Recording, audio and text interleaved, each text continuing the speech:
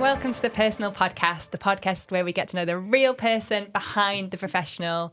I'm so happy to have Max Freer, founder of OOK Agency, on the show today. Hello. Hi. Hi. So Max, what's the toughest situation you've ever had to deal with? Without question of doubt, dealing with my James, my son. He was diagnosed with sepsis and almost died. That's probably the hardest thing I've ever had to deal with. Oh my goodness. Can you tell me a little bit more about how it all happened? So I conceived through IVF. It was 5 years of IVF, and That's tough. As it is. Yeah, for any couple that have been through IVF, it's a very difficult experience.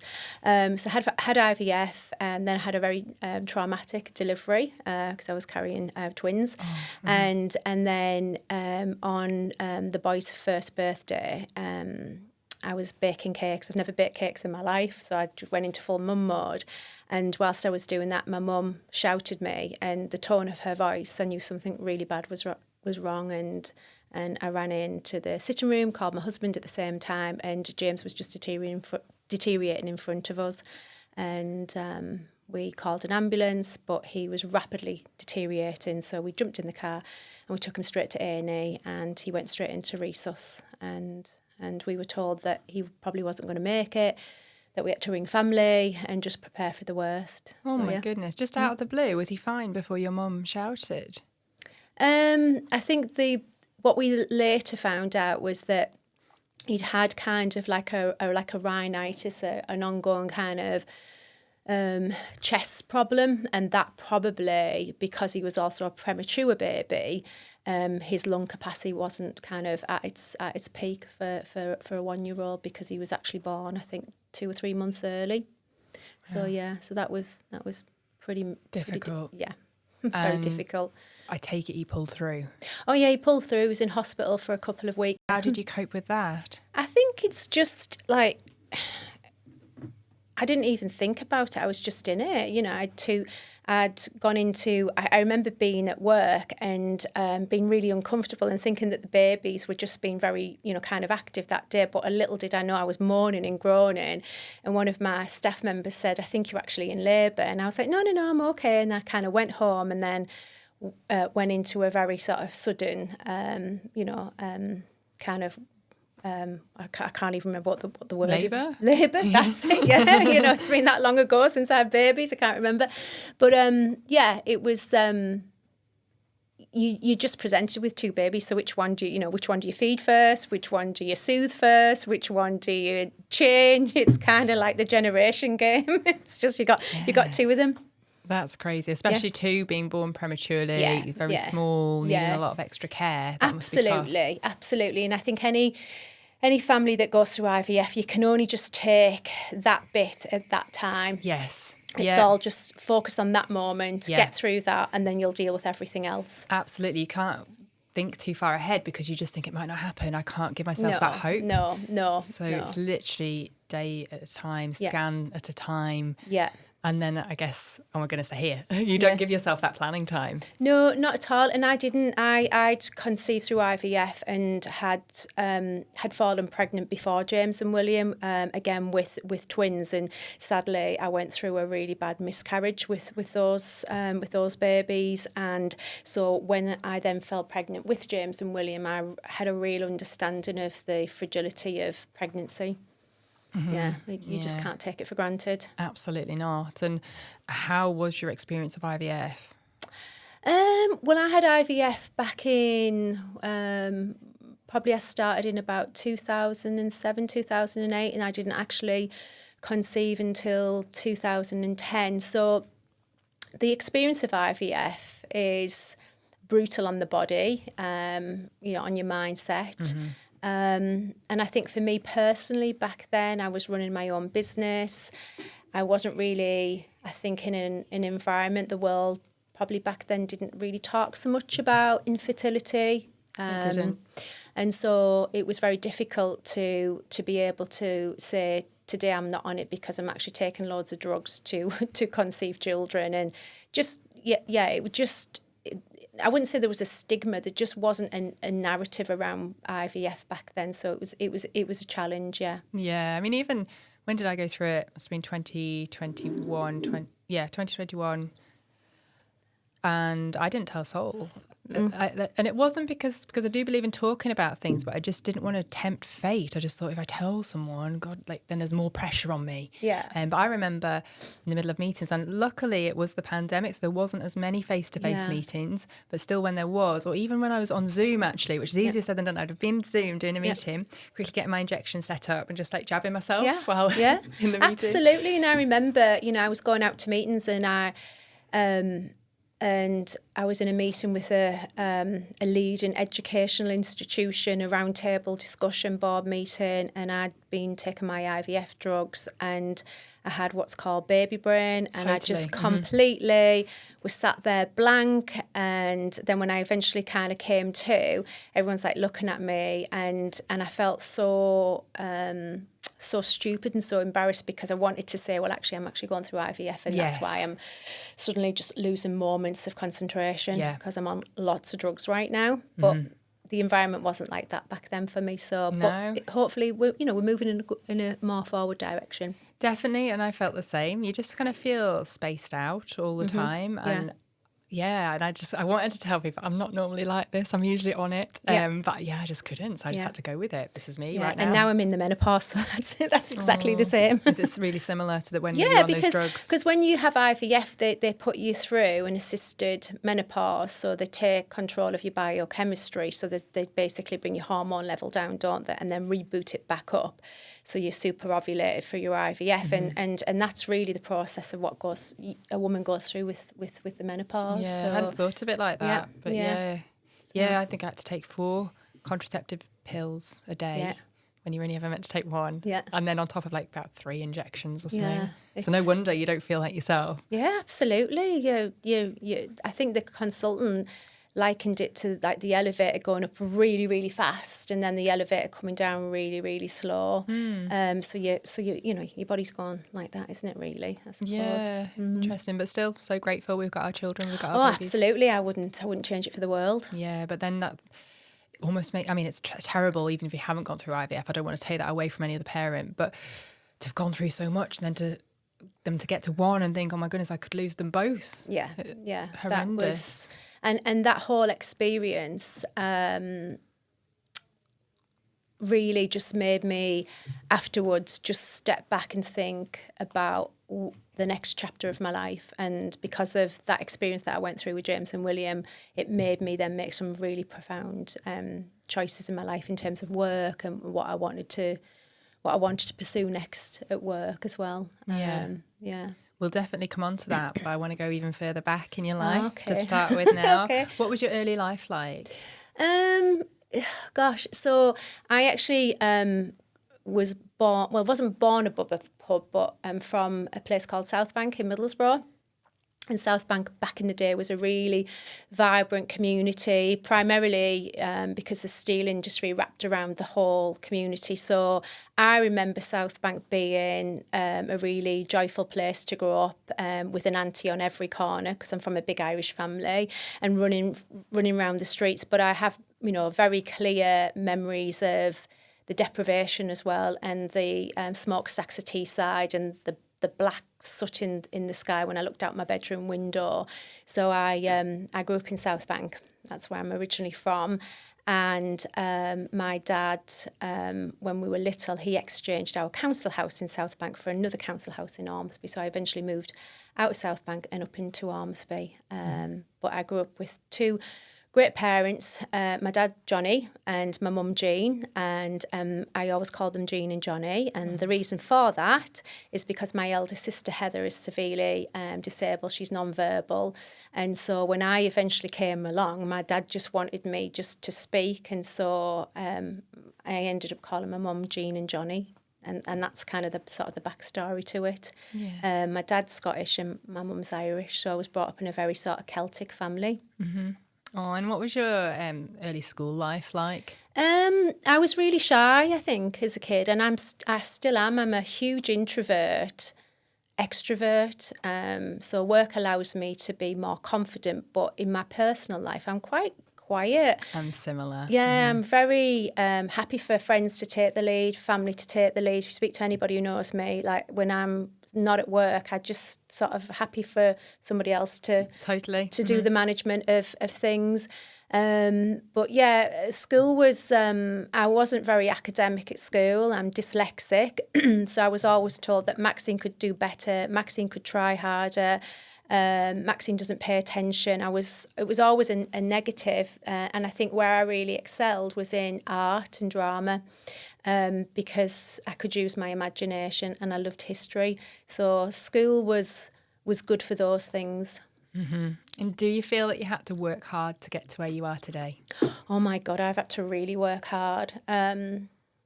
Well, I've lied on every CV. Well, when I say I've lied on every CV, I was told because I was from South Bank originally and because I'd failed all of my school exams except art, that I wouldn't get a job because I had no qualifications and rightly so. And so at 23, I was unemployed with no formal qualifications to my name. And so in order for me to get a job, as in a career path, you know, a job that's not working in a factory or in a bar or clothes shop, I did lie on my CVs. Yeah, I said I had C's and B's and D's because it just sounded better because I knew I was never an A-B student. Mm-hmm. So I actually lied on my CVs and in the belief that if I got in front of an employer that, you know, my attitude would sort of come through, that I was willing to work and I would learn the ropes and so I lied on CVs. And then eventually when I got a career, I obviously went to college and university and trained and stuff like that. Yeah, you do hear a lot of successful people that have no qualifications to their name and they go on to achieve amazing things. I mean, you're not the first person I've heard say that, even just on this podcast alone. Yeah. Why do you think that is? I think for me, I would say, like when I've done IQ tests, I've got a very high IQ. I would think I'm fairly intelligent given the job that I do. I think growing up for me, I had a lot going on at home. My dad wasn't very well. I had a disabled sister. I was a carer too. And because I was dyslexic, which I found out when I was in my 20s, so school probably wasn't set up for me.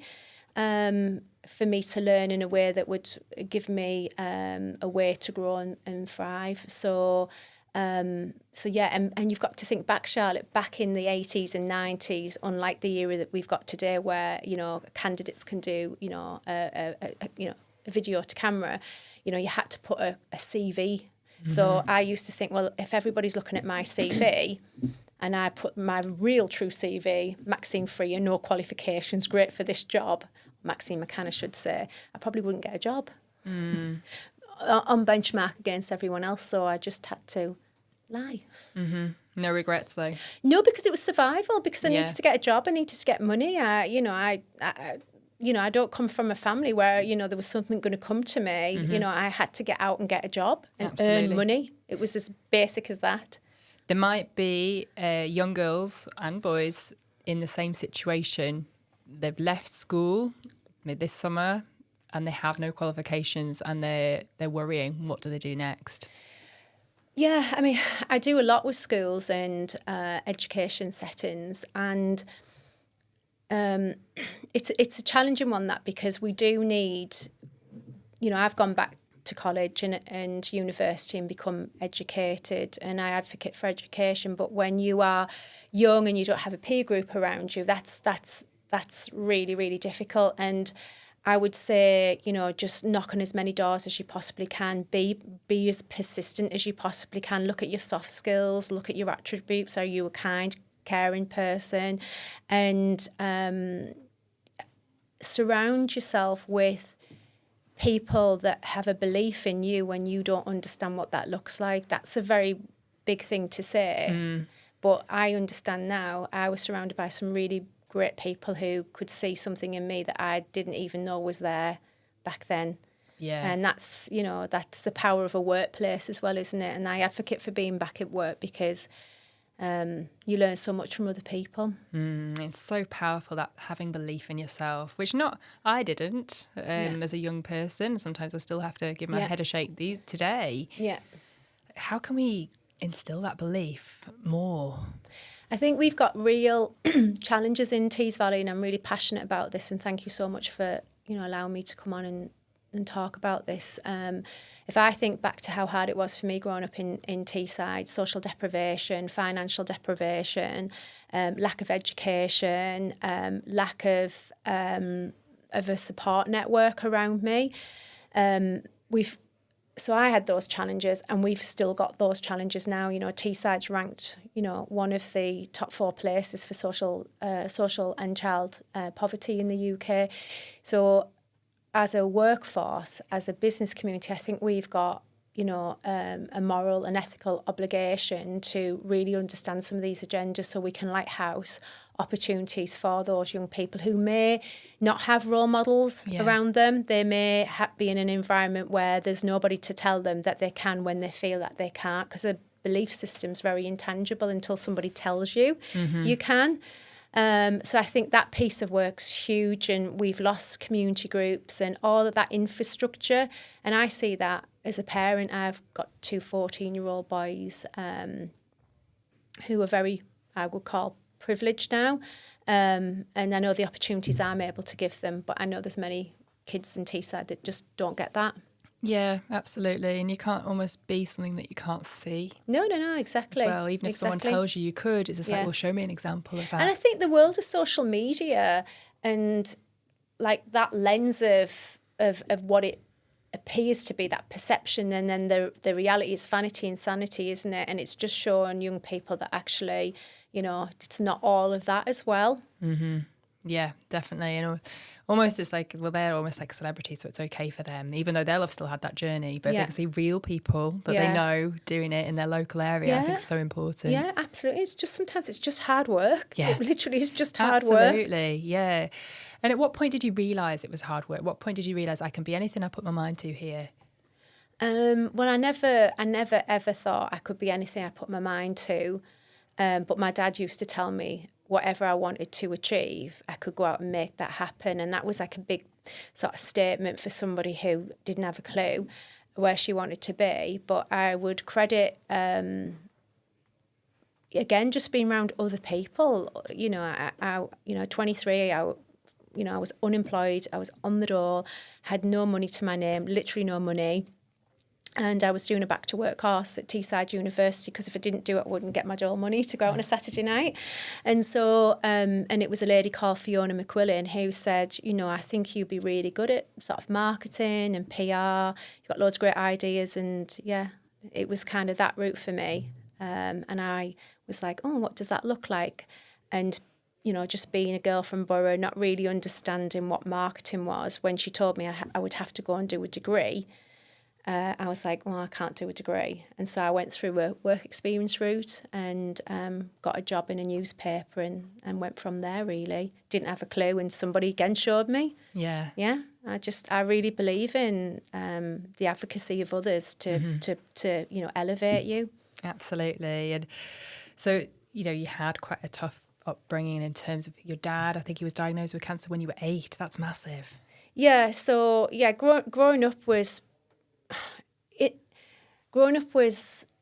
was a challenge because my dad was diagnosed with a cancer when I was very young, and I also had a very complex sister, Heather, whom I'm still carer for, and so I was the middle child and very much was sort of carer to my sister and carer to my dad, because my dad back then would be away from home for long periods of time, because he was actually battling for his life, and there was a few times where he'd come home and we didn't know if he was going to come back, but I think the lens of cancer back in the 80s was that it was this thing that you would hear, and there wasn't really a frame of reference to really understand it, and this is why your podcast and things like this are so good, because it actually just talks about the realities of what it's like. And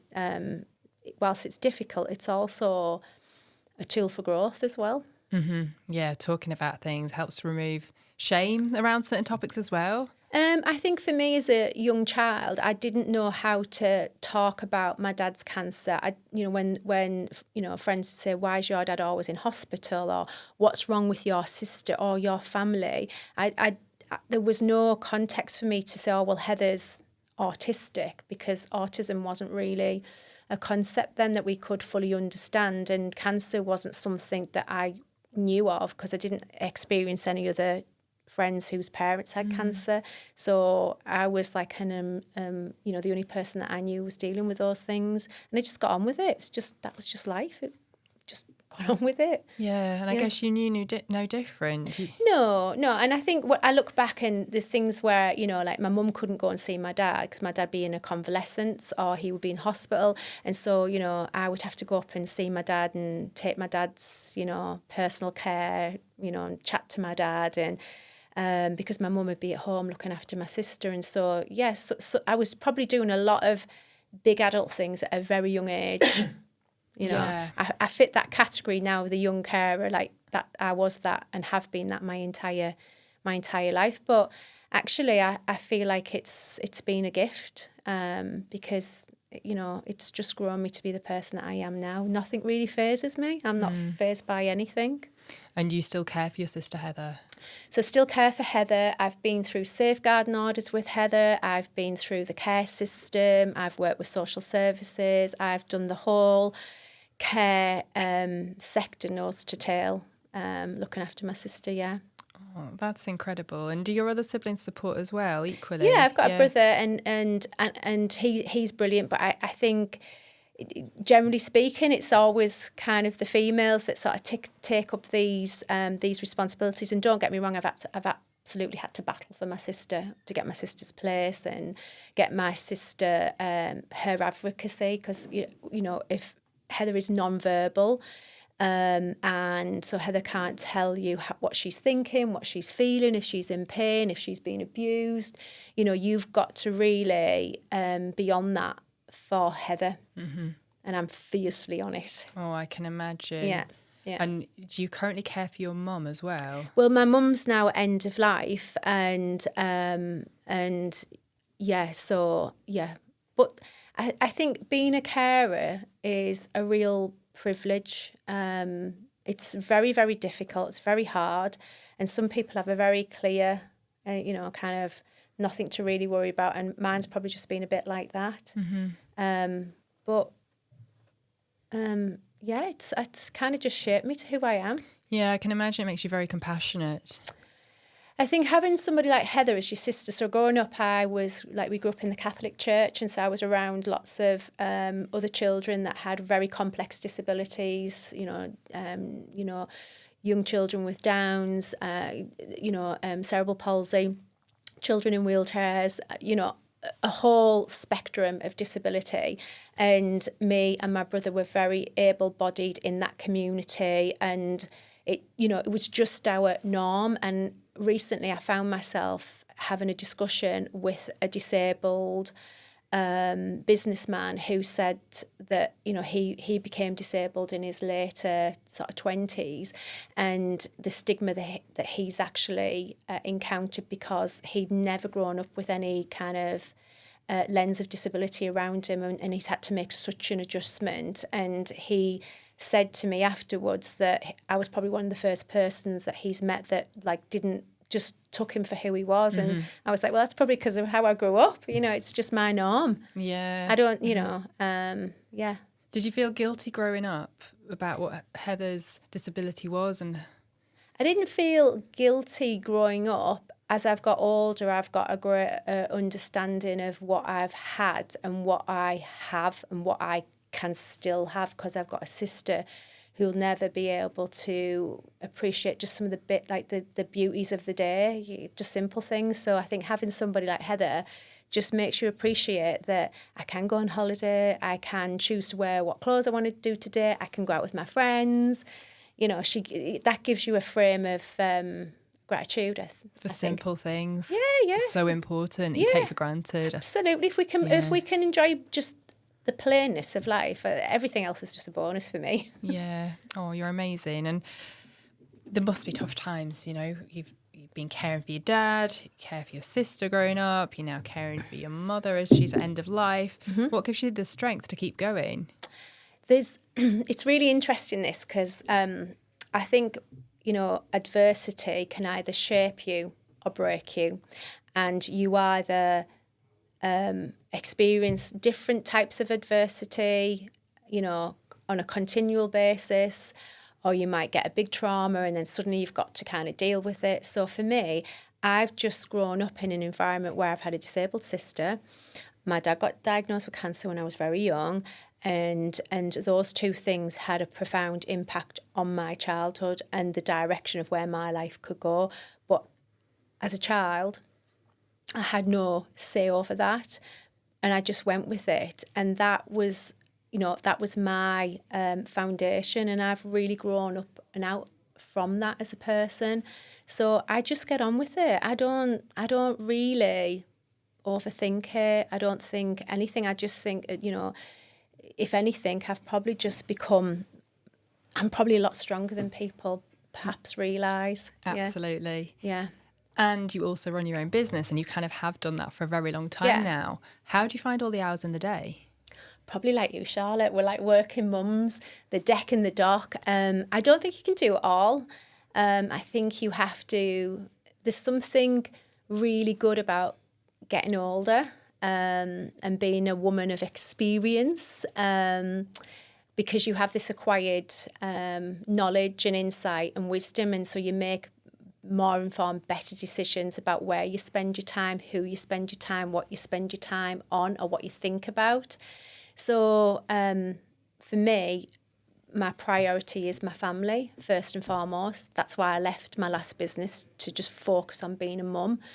And work has to work around my family. That's, you know, because at some point my boys are going to be, you know, grown up and they won't need me.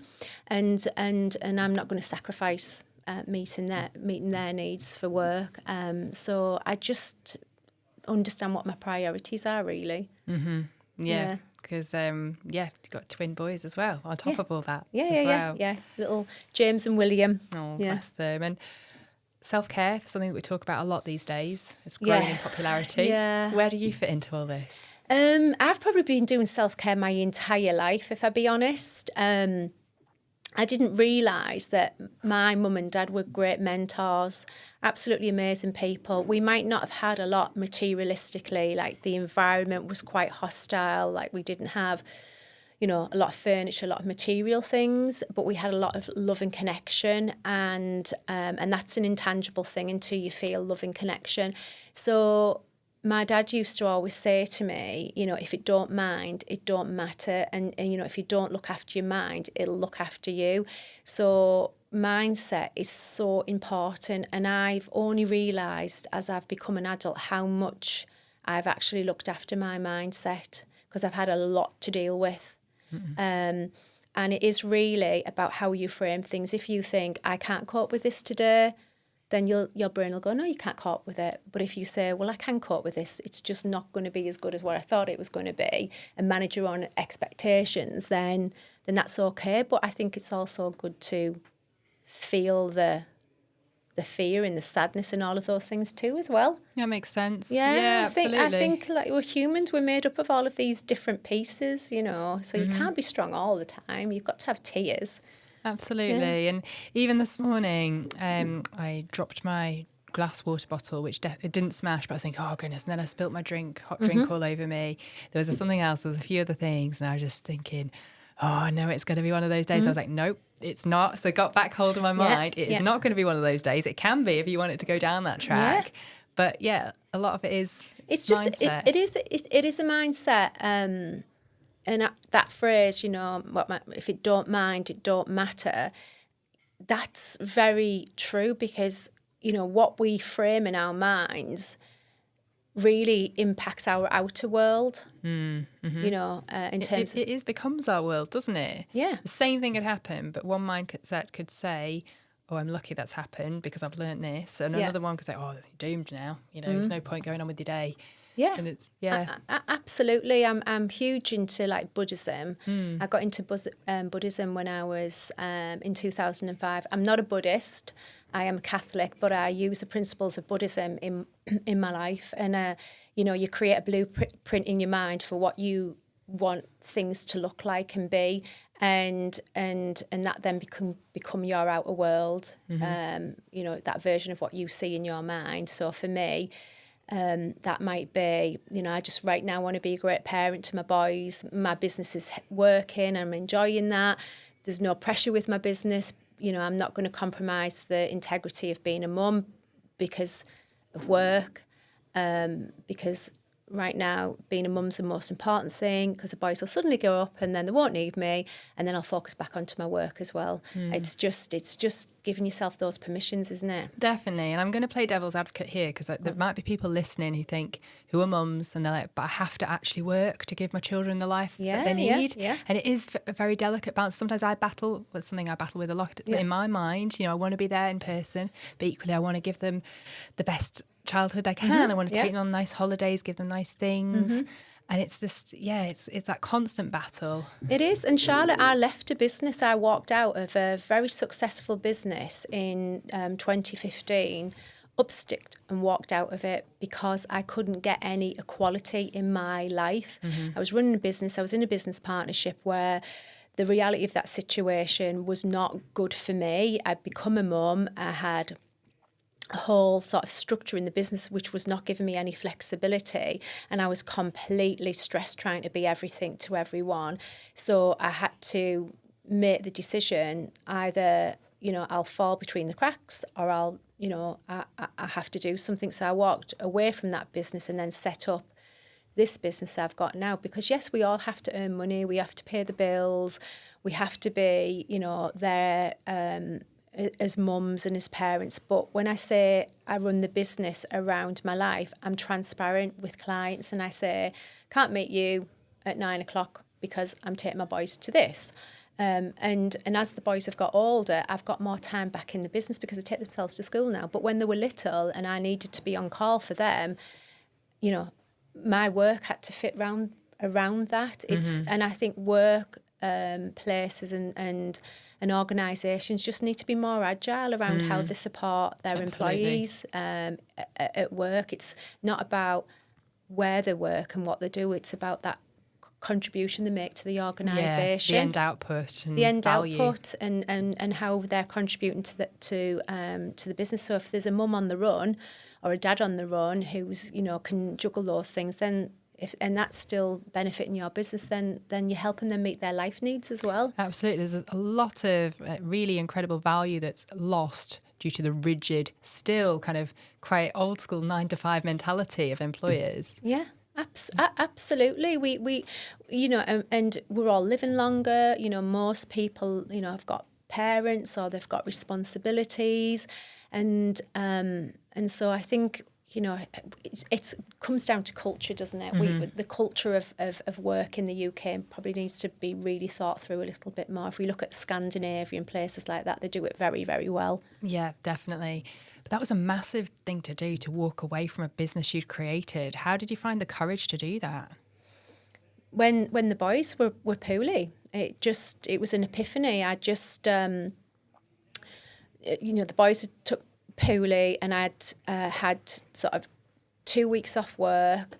I was getting phone calls from work about all kinds of things whilst they were in hospital, and at that time I didn't really understand how traumatic the experience that I'd gone through with like my son was, and I didn't have the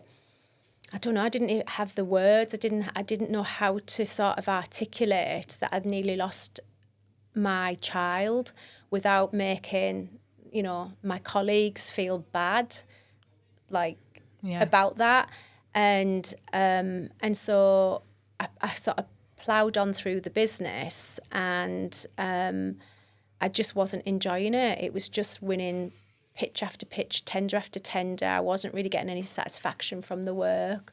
It was all about, I suppose, just, managing cash flows, which we all have to do in business, but you can be enjoying your work at the same time.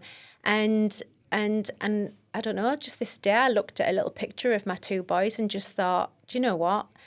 I started this business with nothing. I started it by myself. Actually, we at the time the agency had won a number of accolades. It was the North East's most outstanding agency, won lots of awards, and I was just, I don't know, just assessing what did I want. Didn't need any awards. Wasn't chasing big clients, and I just was like, I just probably want a different dial now. I've got 2 children, and this model doesn't work for me, and so that's what I done. I just said to my business partner, I'm exiting, and that's what I done. Yeah, very brave. Yeah. It sounds from me hearing your story that you've achieved so much, but not very much of it has come easy to you. Yeah. Do you ever question kind of like why that is? And do you ever feel resentful that some people, that maybe it isn't easy for everyone, but it can look easier, it can be easier? So one of my friends used to say, Maxine, your life is like this and my life's like that. And to her, my world looked really chaotic to her because I have a disabled sister that I'm carer for, because my mum has care needs. Yes, because I've got twin boys and they had a period of time where they were ill. Yes, I went through IVF. But I just believe, God gives you the loads you can bear, not the ones you can't. And that, again, is a frame of mind. And, I remember asking my dad, like, why do we have Heather? Like, why did I have to have a disabled sister like Heather? Because, don't get me wrong, Heather was really challenging when we were young, really, really challenging, and still is now. And my dad used to say, but why not? And why not? Yeah. So yeah, Heather's been a gift really, because I understand the neurodiverse agenda so well because I've lived it my entire life. Yeah. So yeah. And do you ever question the deeper meaning of life, and what do you think it is?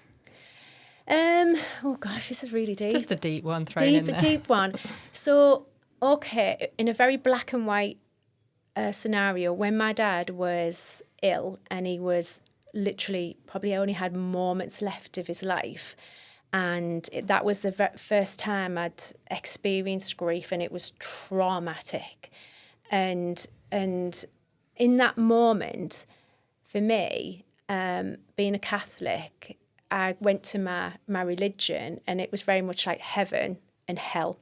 And I just remember in that moment thinking, well, my dad's been a great person. I know he's been a wonderful man.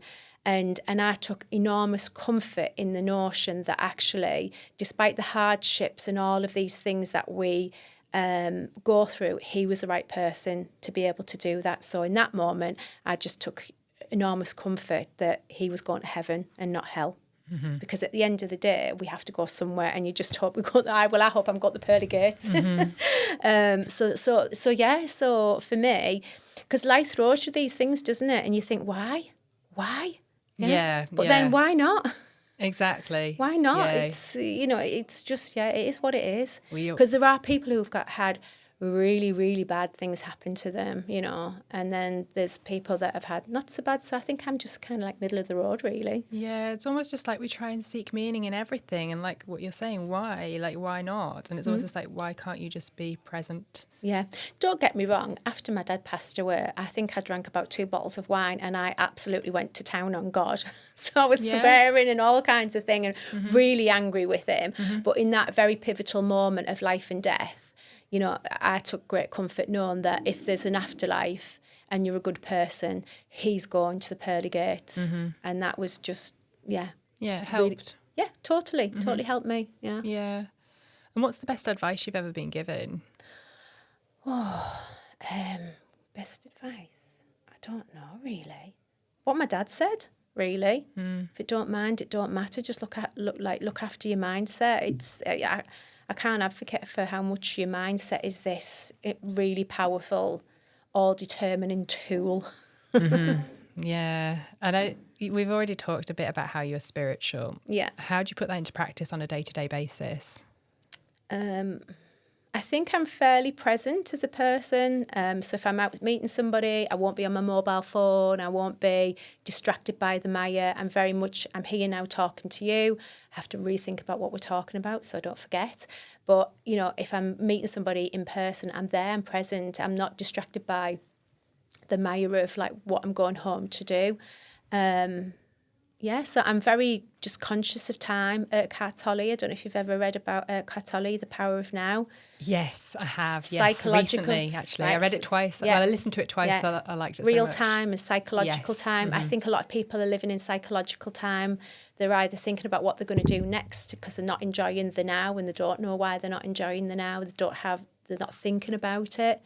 Or they might be thinking and reflecting on what has been and looking ahead for the next thing. So yeah, I just be in the now. I think that's the only thing we've got is the here and now. It is so powerful, but it's so difficult to do. Yeah, it is, but it's practice, isn't it? Yes. Yeah, it's practice. It's being disciplined. I don't have things like my emails and social media on my phone. Nothing. Wow. Mm-hmm. No, never have. See, we have them on our phone as like almost a productivity tool to Yeah. make us more productive, Yeah. but it's detrimental, I think. Totally. And I'm not on social media. Like I have no private social media whatsoever. So I'm only on LinkedIn and Instagram for work. I've got really nothing exciting going on in my life really to put on social media, you know. So, you know, and I think that's such a distraction, social media, isn't it? Such a distraction. Yeah, I don't use it that much personally compared to work. But Yeah. when you're using it all the time as work, you kind of see it as work. Oh yeah, as well. and it's lovely to see what people are doing, and it's a good tool to show what's going on. But yeah, I don't really use social media at all. I think I'm the only person I've actually met who's not got their own social media platform. Yeah, no, it's refreshing. Yeah. Today. What do you feel like your personal mission is? Oh, just to be happy. Yeah. Like happiness is an inside job, isn't it? It's like how you think and feel, and then what you do. They've all got to be in harmony with one another. Mm-hmm. You know, happiness is an inside job. Absolutely. For me. Yeah, I totally agree. And I think a lot of happiness comes from gratitude and being grateful. Yeah. What are you most grateful for?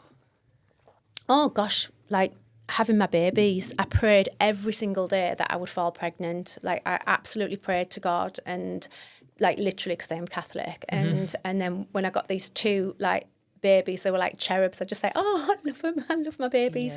Yeah. But yeah, James and William. But if you'd have asked me that question this morning, like when they were screaming and shouting and fighting with each other, I was like, you can just, my babies. Yeah, I my can boys. relate to that. Yeah, and I'm not even religious, and I just prayed for them to appear in and my I life. think you know what, it's you don't know what you don't know until you become a parent, and you ask bigger questions of yourself, the world, the people around you, because suddenly you're this caregiver and you want the best for your little brew, don't you? Yeah, it throws you into a crazy new world and perspective and life. Constantly tired, have no money. Stressed out. Yeah, no time anymore. No. Yeah, but amazing. Can you but we wouldn't imagine change if like the job description of a parent was actually laid out, right? This can be the best job ever. You won't get paid for it. You'll work 24/7. You'll get no appreciation, but you will love it. You just wouldn't apply for it, would you?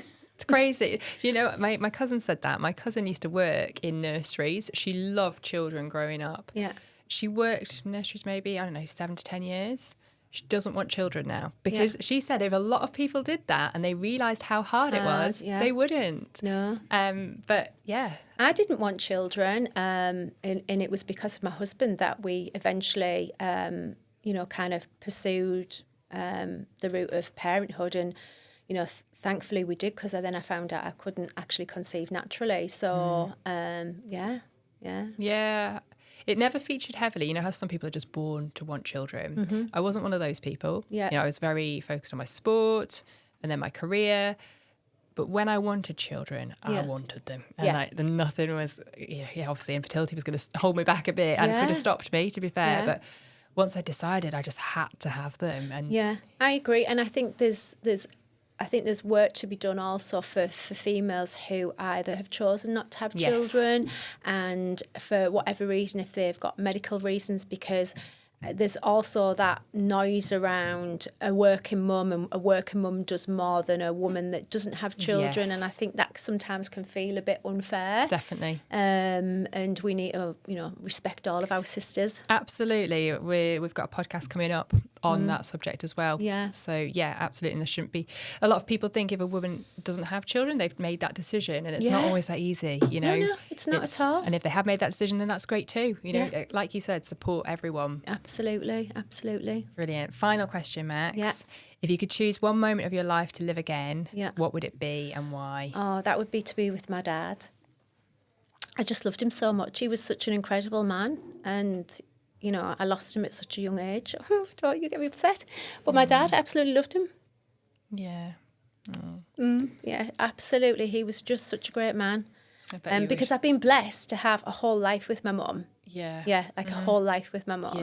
Yeah. Whereas I think, when I lost my dad and because my dad battled so hard with cancer all throughout my kind of childhood and into my young adulthood, I felt quite, angry when he was taken from us. So yeah, just to have some time with my dad would be amazing. I bet you wish he'd met your boys. Oh yeah, he would be such. I mean, James and William would love him because he was such a kind, compassionate man. He's very, very intelligent, my dad. Very well read. Yeah, and I really think that my dad, got me to where I am in life, if that makes sense. For all we didn't have a lot financially, materialistically, he really nurtured my mindset. Yeah. Yeah, and that whole belief system. They say how adults speak to you when you're a child, it becomes your inner voice. Yeah. It sounds like that's your dad. Yeah, absolutely. Because I think there was moments, growing up where it wasn't good.